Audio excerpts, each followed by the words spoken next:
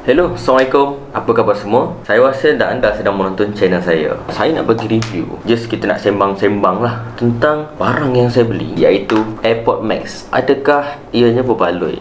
AirPods Max telah dilancarkan pada 15 Disember 2020 dan ia merupakan produk earphone ataupun kita sebut sebagai headphone yang pertama yang dikeluarkan oleh Apple. Sebelum ni kita tahu Apple telah membeli company Beats dan mereka telah mengeluarkan banyak produk headphone, dan kali ini tahun 2020 adalah tahun yang pertama AirPods Max dikeluarkan. Apa yang dahsyatnya, AirPods Max dijual dengan harga RM2,399. Berbaloi ke AirPods Max ni? Seperti juga kesinambungan Apple AirPods dan Apple AirPods Pro, Apple juga ingin menyentuh segmen market headphone iaitu dengan melalui AirPods Max. Disebabkan harganya terlalu mahal, saya tidak membeli dengan harga pasaran di mesin yang harga yang baru ataupun di Apple Store di Malaysia, mana-mana di Malaysia. Saya membeli dengan harga second hand.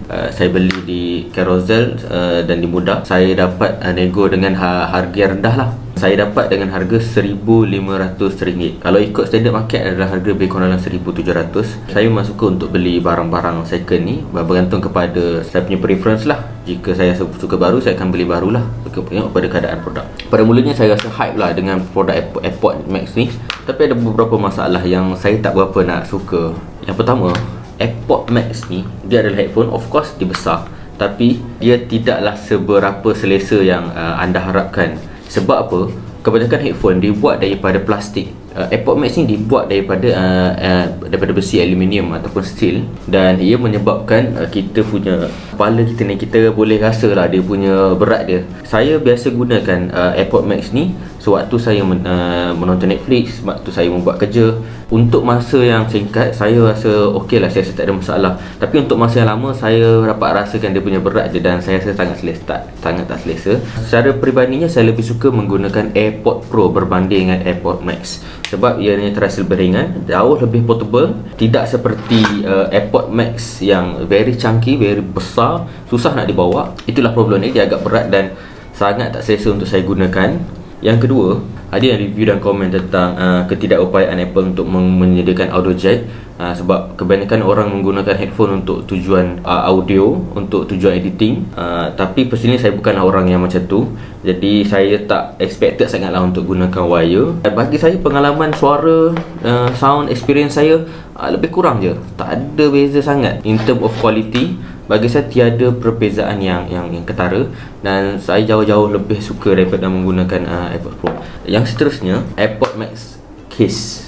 Korang akan jumpa review-review di YouTube lah yang mereka sangat tidak suka, dan terutama sekali di MKBHD, Max Brownlee. Dia katakan design Max case ni sangatlah bodoh. Alright, we got to talk about this case.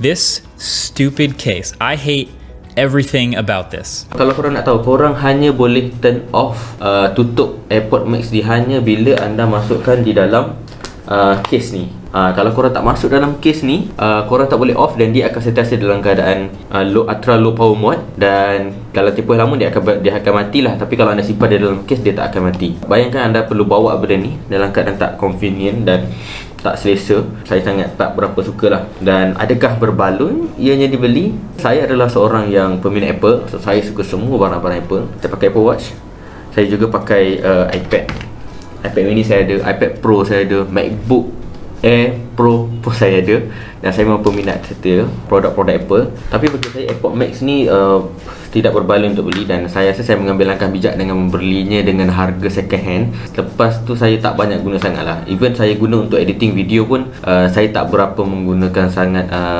AirPods Max ni. Saya hanya menggunakan AirPods Pro, dan dari segi kualiti tiada masalah. Anda akan dapat kualiti yang sama macam jika anda menggunakan AirPods Pro. Mungkin lebih lagi. Saya tidaklah seorang yang audiophile yang lebih teliti dalam mendapatkan suara. Satu lagi masalah yang berlaku pada produk ni adalah masalah mikrofon dia. Bila saya buat call, saya merasakan AirPods Pro ni jauh lebih baik daripada AirPods Max. Bukanlah disebabkan sebab saya beli second, tapi memang ada masalah dengan mic dia ni dan agak tak jelas jika kita gunakan mic di sini. Saya tak tahu kenapa. Jadi itu satu yang saya rasa quite disappointed lah dengan produk Apple. Walau bagaimanapun saya tak rasa saya akan jual. Saya akan tetap simpan.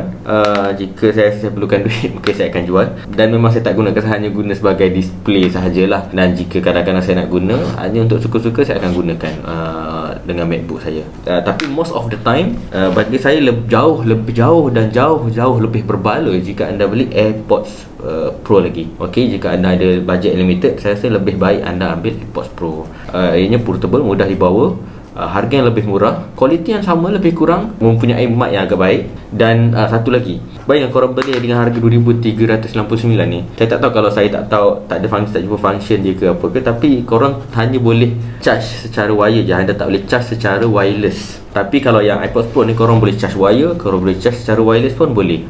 So very much convenient. Walau bagaimanapun, antara satunya kelebihan yang saya rasakan baiknya adalah dia punya noise cancellation dia bagi saya is quite good. Pertama, yang kedua, jangka hayat bateri yang lebih lama daripada AirPods Pro. Tapi bagi saya, dan in real life, dalam dunia nyata yang selama saya gunakan AirPods Pro ni, tidak banyak mengganggu urusan saya. Maksudnya jangka hayat bateri ni cukup untuk kegunaan saya, dan disebabkan saya jarang guna, ia tidak memberi signifikan lah dari segi kegunaan bateri bagi saya. So saya harap perkongsian saya ini mendapat manfaat. Dan korang rasa macam mana dengan AirPods ni? Atau korang suka atau tidak? Mungkin boleh beri komen kat bawah. So jangan lupa korang like video saya dan komen, bagi sebarang feedback mengenai video ni. Jangan lupa subscribe di channel dan share video ini.